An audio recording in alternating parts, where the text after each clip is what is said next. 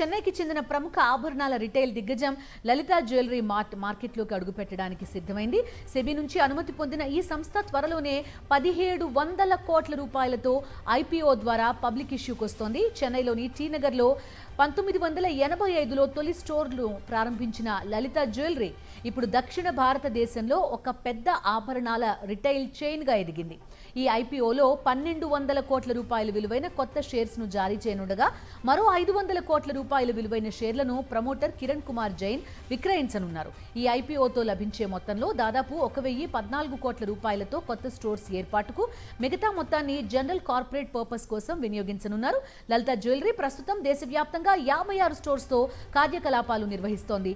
ఆంధ్రప్రదేశ్లో 22, తమిళనాడులో 20, కర్ణాటకలో 7, తెలంగాణలో 6, పుదుచ్చేరిలో 1 ఉన్నాయి. 2023 ఆర్థిక సంవత్సరంలో 13,316 కోట్లుగా ఉన్న ఆదాయం 2024 ఆర్థిక సంవత్సరంలో 16,788 కోట్ల రూపాయలకు చేరగా లాభం 238 కోట్ల నుంచి 359.8 కోట్ల రూపాయలకు చేరింది.